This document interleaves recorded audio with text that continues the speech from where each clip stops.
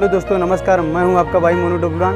अगर आप लोग नए हैं मेरे चैनल पर तो चैनल को सब्सक्राइब कर लीजिए और घंटी को भी प्रेस कर लीजिए, क्योंकि मैं ऐसे ही वीडियो बनाता रहता हूं।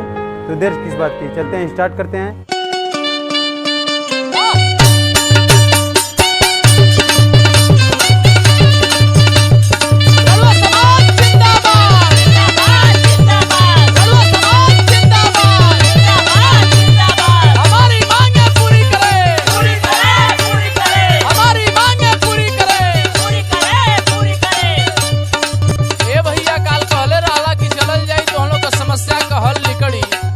हाँ यार, हम कहले तो रहनी आज चला नेताजी के दुआरे हमने चलल जाए। अच्छा, आज वही जो धरना देवल जाई। अच्छा, धरना दिया। हाँ, चला चला चला चला। रड़ुआ समाज अध्यक्ष जी जिंदाबाद जिंदाबाद। रड़ुआ समाज अध्यक्ष जी जिंदाबाद जिंदाबाद। रड़ुआ समाज अध्यक्ष जी जिंदाबाद जिंदाबाद। अरे नेताजी प्रणाम। प्रणाम प्रणाम बाबू, बोलिए आप कौन? हम रड़ुआ समाज के अध्यक्ष हैं। अच्छा, और हम लोग बहुत तकलीफ में हैं नेताजी। क्या तकलीफ है बाबू? गर्मी बीत गया, अच्छा, बरसात बीत गया, हाँ भाई, बरसात तो बीत गई, लेकिन अब जाड़ा में हम लोगों को क्या होगा? जाड़ा में? हाँ, अरे बच्चा, बहुत समस्या तो आपकी गंभीर लग रही है हमें। कहो तो कंबल बंटवा दें, और क्या कर सकते? अंबल कंबल से कुछ नहीं होगा नेताजी। अच्छा, लीजिए, मैं समस्या बता रहा हूँ, इसका हल आपको निकालना है। तो बताइए क्या समस्या है आपकी? जेकर भाईल बाबिया उतना मजा मारी है, जेकर भाईल बाबिया उतना मजा मारी है। हई जाड़ा मेरा रूहवा का करी है।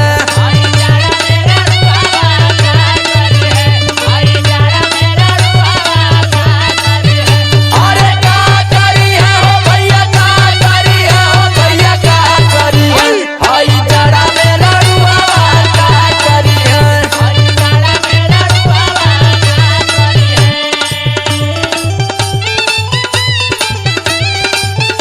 अरे दिया हो दिया, बाबा टेंगारी भैया।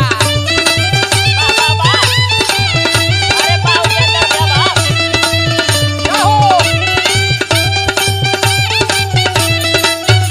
ओए बे! लूटा लूटा।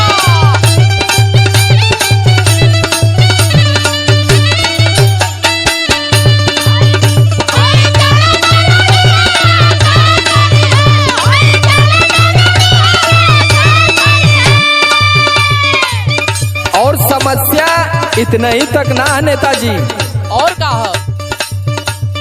मान ला जेकर बियाह हो गल है, अच्छा, वो तो बड़ा खुश है, हाँ भाई, जेकर बियाह भइल तो खुशे बा। लेकिन इनमें कुछ रड़ुआ ऐसनो प्रकार के हुए कि बियाह भइले के बाद भी ना खुश हुए। बियाह भइला के बाद भी ना खुश होवन? हाँ, ई काहे हो? जैसे में प्रकाश जी हुए, अच्छा, एडीआर जी, ते अंसल बहु होइल हवा का? धनंजय यादव, पर्स माफिया, अये में एक टेंगारी भैया भी हुआ हमार।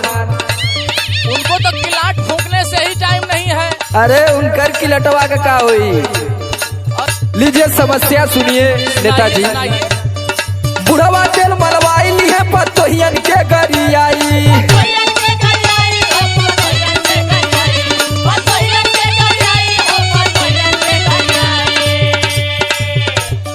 भैया भौजी सुझई है संग में ओढ़ रजाई।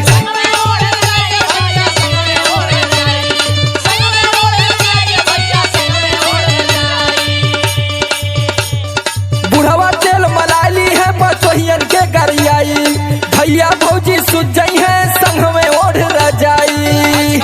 और दिक्कत बहुत बड़ा है। अच्छा, ये बताइए, इतनी दिक्कत है आपको, ये समस्या का समाधान सरकार की तरफ से कोई नहीं है? सबका तो सरकार सुन रही है, तो हम लोगों का क्यों नहीं? ठीक है, प्रयास करते हैं, ऐसी व्यवस्था होगी तो जरूर सुना जाएगा। अगर हम लोग की मांगे पूरी नहीं होंगी तो हम लोग आमरण अनशन करेंगे यहाँ पर। अच्छा, चलिए ठीक है, बताइए। लीजिए सुनिए। सुनाइए।